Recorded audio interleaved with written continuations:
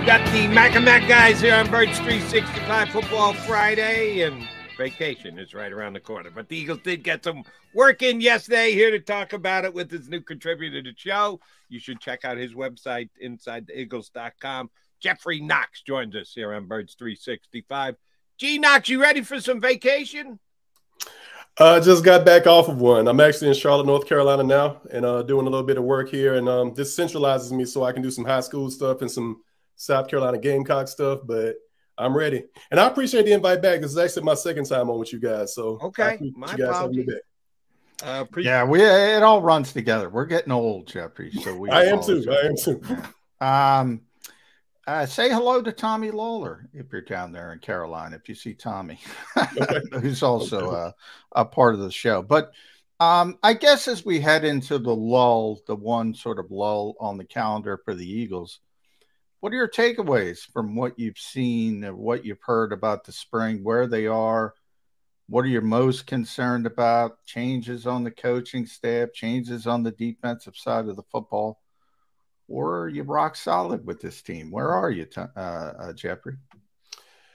I'm excited. I was one of those guys that we talked about all last season and last offseason when guys were complaining too much about what wasn't happening and what was taking them so long to do this or that.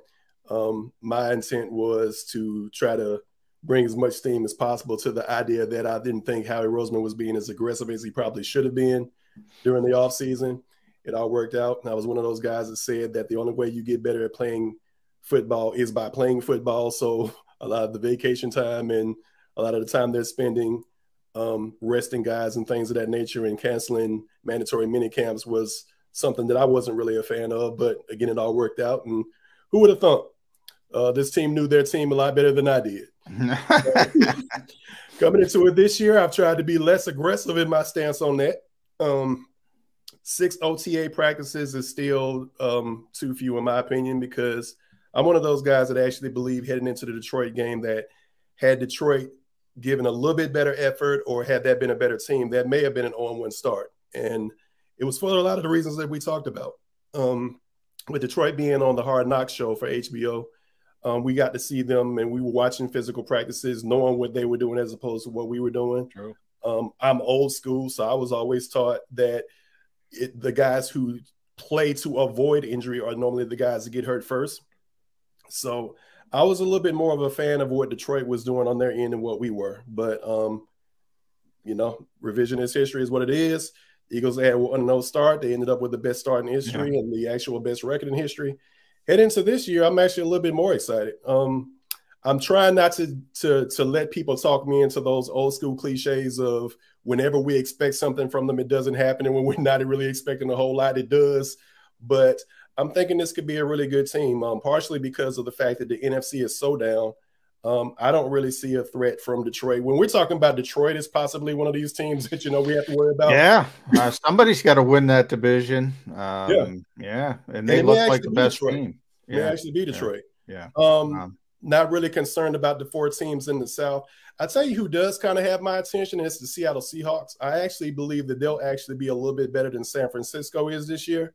Ooh, the trouble that we've had with Seattle over the history. So no, I agree. I think Seattle's a really good team, really emerging team. I think they have a chance to be in it. Jody and I were talking about those top 3 teams. I think the top 3 are the Eagles, Niners, Cowboys, and then you start thinking about Detroit and Seattle.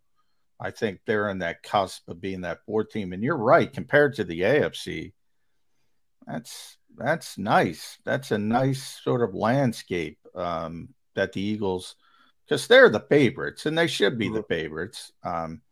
San Francisco, now Jody and I will disagree on this, Jeffrey. I think San Francisco is a great team.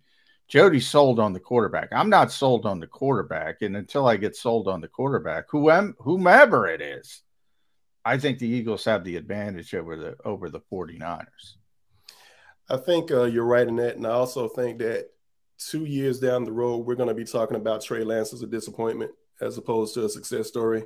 A lot of people already are about taking that disappointment road. Yeah. Right. Brock Purdy, not necessarily sold on Brock Purdy. I think he was given the keys to a Mercedes and told just not to crash the car. So you have that to think about. And they just signed Sam Darnold too, right? Yeah. Not really impressed there. I actually do believe that Seattle comes out of that division and things of that nature. And I actually think that's who we wind up with in the NFC Championship game. That's my bold prediction. But to answer your question, because I think I rambled a little bit there, I believe that this is an exciting team. The areas where we have concerns, I would say wide receiver, obviously.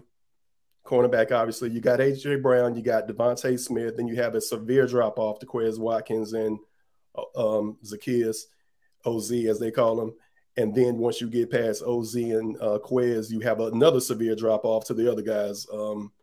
Not really a Britton Covey fan. I got tired of watching him get treated like a crash test dummy on every punt return after. Devin Allen's not here. And I watched a lot of Clemson ball being, charged with doing a lot of SEC and ACC stuff. I didn't think Joseph Nagata was a NFL wide receiver then. So as you mentioned earlier, John, I was listening to you guys before I came on. Don't see the DeAndre Hopkins thing happening, but wide receiver definitely a concern. And I wouldn't necessarily say cornerback is a concern for me, but I am interested to see how that battle turns out. Because if we're walking into a 53-man roster with 6 guys, which is typically the average, we already know that, we got Darius Slay, James Bradbury, Avonte Maddox making the team. Does Greedy Williams make the team? Is Zach McPherson on this team? So it's going to be interesting to watch that play out. Satisfied with what they've done at running back. The offensive line is elite, as you all know. I think they're deep enough at edge and obviously a defensive tackle. And maybe looking at a situation where Marlon Tuli Pelotu isn't on this team, because I really like Moro Ajomo, whatever. But Jomo. So really excited about that, and we'll see at safety. I like the boldness of your Seattle pick. I don't think you're going to get right, but I like the boldness of it at least, because I'm a Purdy guy. Yeah, I think. Okay. You're just two of many who are underselling what Purdy actually accomplished last year, and we'll see if he makes it out there for the start of this upcoming season. All right, back to the Birds. Nick Sirianni yesterday had his final session before camp gets underway.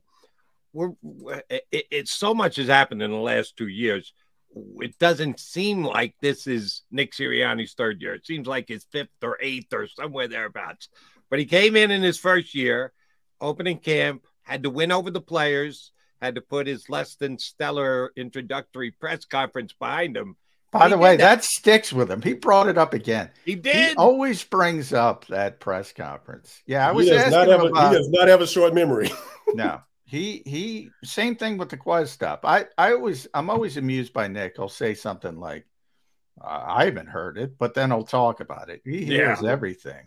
And he. That opening press conference and how the fans took that and some of the media took that. Jody and I were saying, let's give the guy a chance. We both said it. I mean, it's ridiculous.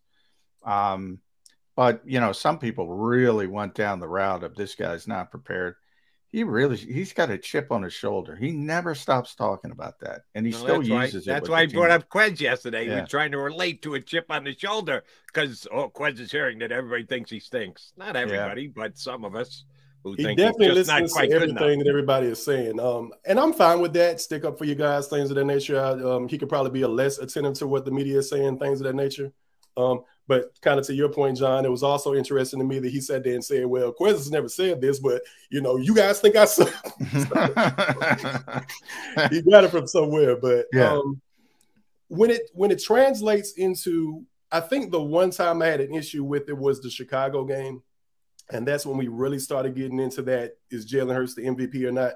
And then we decide we're actually going to use the Chicago game possibly as a showcase to try to win it right there in that week. And Jalen ends up getting hurt, things of that nature. So to me, it kind of looked like they kind of went away from what it was that they probably should have been doing or what had been working to that point of the season. And we were probably trying to feature Jalen a little too much to possibly win the MVP right here in this particular week. Never thought of it that way. Let me finish the question I was going to ask you, though, Jeff. Okay. Year one, it comes in over the opening press conference, new coach, never coached before, veteran team, did a pretty nice job to get him above 500 into the playoffs. Not many people had him in the playoffs. Right. Now he's a defending NFC champion coach going into year number 3. A lot of it's changed. A lot is different than it was just 2 years ago. Is he equipped? Is he ready? Is he the guy to handle this situation for the Eagles coming into this year as a guy who just 2 years into his coaching career has got to be the guy with the target on his back? Yeah, I think so. That class that he came in as a part of, that head coaching class, Robert Saleh, Brandon Staley, I'd rank him ahead of those guys. Oh, yeah. And I think he was I don't think he was actually the only person of that hiring class that actually made the playoffs. Now we're talking about a guy who's made the playoffs twice and is leading the defending NFC champions. Nick's ready. I like his passion.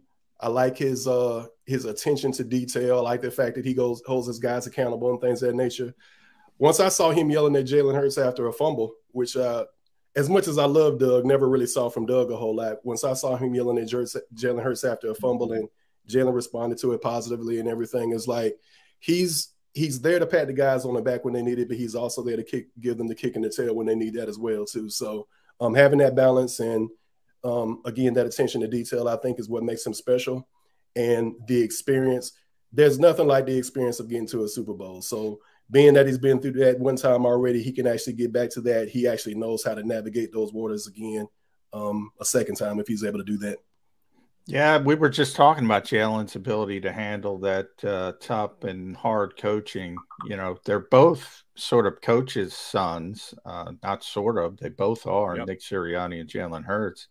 And I think they both have that mindset that's kind of underappreciated, the fact that they understand they have that same upbringing, the fact that people were tough on them when they were young and they're used to it now. And I mentioned there's not a lot of – you don't see a lot of coaches in this league doing what you said, Geoffrey, and you know, dressing down the starting quarterback coming off the field. And by the way, this is a guy who doesn't turn the football over. Jalen Hurts protects the football very well. Everybody's going to bring up the Super Bowl. It's one play. I get it. It's a big play. But overall, he takes care of the football very well. And he still takes to it. You know, I made a mistake. I got to get better. This is a weakness. It's pretty amazing to see, especially from a 24-year-old. It's rare, to say the least. Yeah. And when we came on, you were talking about getting old and things kind of running together. It's kind of like that with me too. Like the more I write things down and take notes and everything, the more I have to refer to them, and I can't seem to commit them to memory. But what I do remember is a lot of Jalenisms, which is what I call them. Oh yeah. And he said, and I remember when he actually came off the field, and I remember his post-game interview when he actually stated that I'm a coach's son. So if you've ever been a coach's son of no one, you know that I have been coached. And he welcomes that. I think it was the shutdown game, as we call it, versus the Washington Commanders and everything at the end of that 4-game run to begin his starting career. Every time I saw him come off the field, I saw him, walk over to the coaches. What are you guys seeing? Things of that nature. Listening to his press conference yesterday, not only just paying attention to what it is he's doing, but walking over to Darius Slay, asking Darius Slay, well, what are you guys seeing? Why are you guys playing me in this particular fashion on this particular instance and things of that nature? So those are the things I think that make Jalen special. Turns 25 in August, I believe it is, August 7th. Most mature 25-year-old I think I have ever seen. And I had a stench of that when I was 25. I just think about the levels I could have reached now. But I'm really excited about him and glad he's my quarterback. Wish I could have played with him. He is a sponge. We can all agree on that. All right, I'll use an overused sports phrase for my next question, Jeff. Plug and play. That's a phrase that gets tossed around a lot. Means a guy in whatever role you're talking about, you acquire him, you put him in, he is now ready to go, as good as the person who was in that position before. Did the Eagles have two plug and play new coordinators? They lost both their offensive coordinator and their defensive coordinator this offseason, Gannon to Arizona and Shane to Indianapolis. They elevated Brian Johnson from their own coaching staff and brought Sean Desai in. We know there'll be changes. We know things will be slightly different, but are they both plug and play? Are they ready to go week one? Will Sirianni handle them similarly, exactly the same? Yeah, no. I got to be watching over there. And new guys, I got to get my fingerprints all over the new offense and defense. How do you think the two new coordinators play as far as plug and play ability? They'll be fine. And I shamefully admit this. Upon the hire of Sean Desai, I had no idea who Sean Desai was other than his name. I'd heard about a couple of his stops, and I'd seen his name before, but not really paying attention to what the Chicago Bears have been doing other than Justin Fields and things of that nature. So I actually took the time to actually go back and study some of the things that he did. Sean Desai is somebody I think I'm starting to fall in love with. And let me first say that though I can never seem to convince anybody of this, I don't think Jonathan Gannon was as bad as everybody says he was. No, then that makes three of us. We've been more Gannon defenders than detractors, John and myself. Right. But our lasting memory of Jonathan Gannon will be the Super Bowl and things of that nature. And you're never going to talk people into this and things. But 70 sacks is hard to duplicate. Number one against the pass is going to be hard to duplicate again this year. Imagine if you had a mediocre coordinator, you could have had 90 sacks. And I don't think you can get higher than number one, but I guess you could be better than farther away from number two, I guess. So right, and second most sacks all time. As well. So, my concern is, and I've said this to Jody a bunch. I'll ask you, Geoffrey, is that the expectations. I mean, you're right. I mean, unfairly, fairly, whatever. People have their thoughts about Jonathan Gannon, and as you mentioned, 70 sacks is probably not going to happen again. Number one pass defense, probably not going to happen again, especially when you're talking about integrating all these new starters. Number two overall defense, probably not going to happen again. And if that wasn't good enough, what is poor Sean Desai going to hear when, they have 45 sacks and less interceptions and they're number 12 in the league in defense, which is still really good. But how is that going to play out? Good question. That was actually a point that I was thinking about earlier. I mean, with the Jonathan Gannon comparison, things of that nature, anything that Sean Desai does is probably going to be statistically a step backwards. And that will be brought up in things. Is he in a no-win situation? I don't think so, but this is an Eagles crowd. I'm part of it. I grew up with Buddy Ryan and Randall Cunningham and things of that nature. So we love the blitz. We love attacking styles of defenses. We love the 46. We love Jim Johnson. We love those things. And anything that doesn't look like that to us is not football. So by the way, guys, I thought it was great. Sean Desai has used the term palpable. He wants his defense to be palpable. And I think it was Jimmy Kempsky asked him, might have been somebody else. I apologize, but they asked him what he thinks of that, palpable. And Nick's like, well, first you got to tell me what that means. Yeah. I once asked Doug Peterson about the butterfly effect, and Doug looked at me like I had 7 heads. I had no idea what it means. These guys are so focused on football. He's like, what the hell is he talking about, palpable? But I thought that was a funny little moment from Nick Sirianni. But the beauty, I bring it back to Sean, it is he understands what you're talking about. Like, he understands. I think Jonathan Gannon didn't understand that part of it. Like, you have to say the right things to Eagles fans. You have to talk about aggression, and I want them to feel us when we're out there. I'm not going to blitz, but you're not going to notice that when I talk about, hitting people hard, aggression, always attacking. I'm going to have the same scheme, but hopefully you don't notice if I throw out that lip service. I think that's an important part of it. I really do. I think he's a very savvy guy, Sean Desai. I'm impressed by that. I am too. Really enjoyed his first press conference and enjoyed that as well. Enjoyed his statement. You go and see, I think he said, feel us through the television screen, something of that nature. that resonated with me and everything. Is just like you're saying, John. It's one of those things that you actually have to say to this Eagles contingent. And I felt that in some capacity. I was following some of you guys' tweets, and I'm not exactly sure who posted it, but I was seeing a clip of Nolan Smith, who doesn't look small to me, by the way.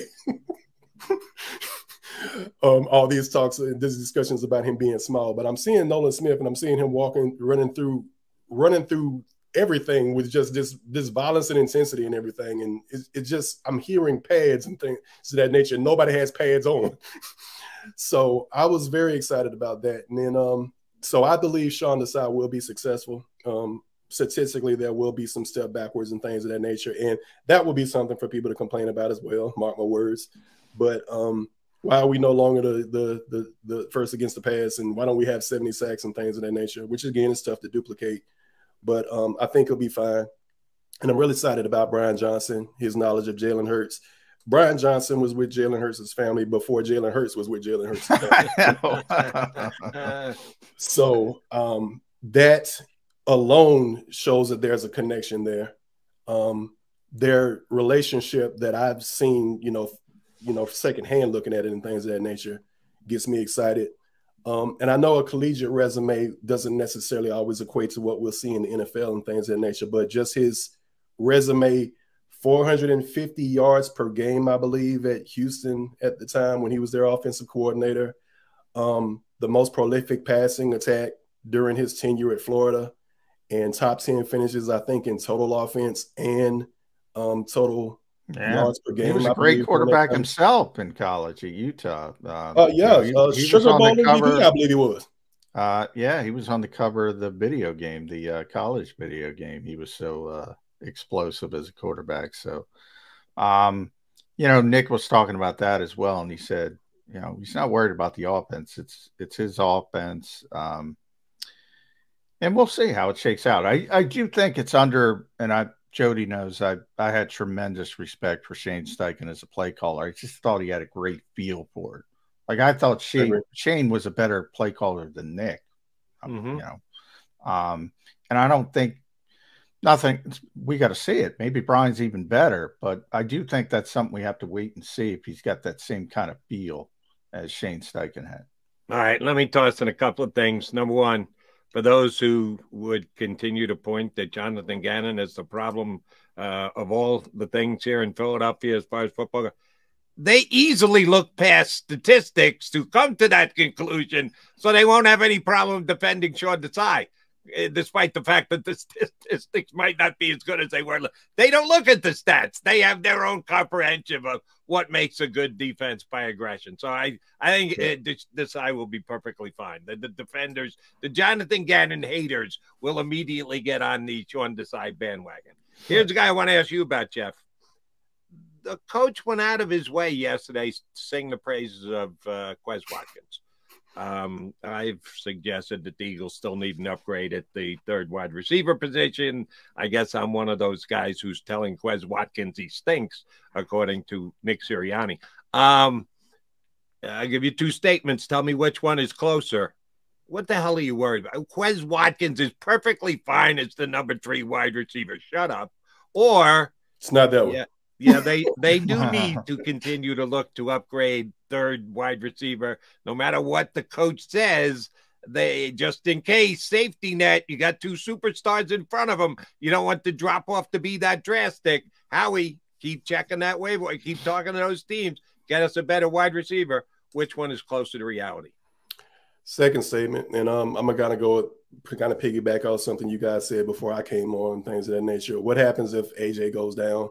What happens if Devontae goes down and things of that nature? Because I think by nature, I think Quez is probably better suited to play outside and things of that nature. But I wonder if he's in his own head to some degree, if the mistakes sometimes are bothering him more so often. I think I was watching something on NFL Films, and it was after the Commanders game where he had the long catch and then the fumble that a lot of people remember. He also had the touchdown reception to narrow the margin from, I think, 10 points to 3 in Indianapolis a week later. First thing he did was to get on the sideline. He's like, "Can you guys forgive me now? I made a play." Things of that nature stuff. I think you kind of have to have a shorter memory than that. Maybe that's a little Nick Sirianni in him. Maybe some of the team being a reflection of their head coach, but clearly he's bothered by the struggles and things of that nature. During locker room clean out day, I also heard the statements about, him saying that he has to be better. You can't tell the Quez Watkins story last season without talking about the bomb in week 2 from Jalen Hurts against the Minnesota Vikings. I still remember that Indianapolis Colts play. Maybe didn't catch it cleanly, but you also can't tell the Quez Watkins story without the fumble against the Commanders. You can't tell the Quez Watkins story without the interception in Dallas that he probably should have fought a little bit harder for and maybe played a little defensive back. You also have to remember the Super Bowl appearance. So it's those things. It's being ready for the moment and being ready for your opportunity. We saw that with Reed Blankenship. Quez is trying to read as a UDFA. I don't have the numbers in front of me. Forgive me if I'm wrong, but I believe Reed had a couple of snaps before the Green Bay game. And then as soon as CJ goes down, he's ready. He steps in and becomes the only undrafted rookie in NFL history to pick off Aaron Rodgers. If he's not ready for that moment, do we see Reed Blankenship again, or do we see like Anthony or somebody? So it's about being ready for that moment. Quez isn't going to be the focal point of the offense with AJ out there and with these talented running backs and with Devontae and Dallas Goedert being the third option realistically in the offense as far as the passing attack is concerned. But you got to be ready for those moments. And last year, more often than not, he wasn't. Nope. And it sounds like from listening to you, John, and leaning on your expertise, right after Nick made his statement, he went out there and he dropped the pass in practice. So yeah, it was tough. It was a tough look. And after Nick went out of his way, because he did go out of his way to bring up Quez and sort of defend Quez. But you're right about Reed. I mean, that's the thing about undrafted guys. If you get an opportunity, you better take advantage of that opportunity. Maybe a first round, second round pick, you keep getting chances. But those guys, and that's where I want to end it with you at GQ_or_EVA, EVA. Make sure you follow Geoffrey on Twitter, editor inside the Eagles, IGGLES.com. Make sure you follow the site as well. Christian Ellis, undrafted guy. You only got 100 minutes, I was telling Jody, watching this team in the spring. And Christian Ellis is out there making plays, man. And not only is he making plays, he had a pick 6 against Jalen Hurts, too. He intercepted Marcus Mariota in the first practice, so it's the backup quarterback. This time, Nicholas Morrow wasn't practicing. He was out there with the first team. He had an interception on the runner-up for the MVP that would have been a pick 6. He's out there making plays at a position the Eagles need help at. Spring football. I think our buddy Mike Garafolo, Jody, said it. We don't play football in the spring, but they're playing a facsimile. And Christian Ellis is really impressive at it. He did a great job on special teams when given his opportunity. Is he going to be relevant on this team this season? He's got to be if he keeps doing this stuff. And again, it's what we're talking about, opportunities. His opportunity doesn't necessarily come in a regular season game on primetime versus the Green Bay Packers. His opportunity right now in this moment comes in special teams, which he's done well at. His opportunity comes in practice in the spring, as you're stating, and he's doing exactly what he needs to do to get himself on the radar, show the coaches what it is that he has and things of that nature. I'll be honest with you, he's another one of those guys I had to go back and study. I don't watch a lot of Idaho Vandals football. I'm not watching the Big Sky Conference on Saturday. It's not if they had played the SEC, I probably wouldn't have watched the Idaho Vandals on Saturday. We were talking about coach's son. He's another Luther. For those who don't know, Luther was a Pro Bowl player with the Detroit Lions for many years. That's his father. His brother Caden is turning into a hell of a player with the Saints. Yeah. His other brother, Noah, is with the Eagles, is finally healthy, tore his Achilles at his pro day last year. So we'll see how he shakes out. I mean, there's something about these football families, and Luther was a heck of a player. And he seems to He seems to know how to play, and it makes sense. He's got a high football IQ. He understands how to play. Sometimes I think that's half the battle. I really do. I really do. Yeah, 106 snaps on special teams last year, 20 to 22 on defense last year, 11 total tackles, 9 of them were solo. So I think that says everything that we didn't know about. Pretty damn good percentage, a number of snaps. Yeah, we talked about, as a matter of fact, I'm glad you brought that up, Geoffrey, because we talked about Nakobe Dean, who had like 34 snaps and whatever it was, 12 tackles.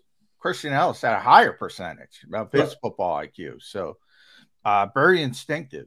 And look, I don't want to overstate spring, and Jody knows I don't. For the most part, seeing as you told me yesterday, it means nothing. Yeah, I'm not paraphrasing here. I'm using quotes. John McMullen yesterday here on Bird 365. Spring means nothing. You're leaving out a little context. I said it means nothing for the veteran players. It means a lot for the younger players, and that's the part Christian is involved in.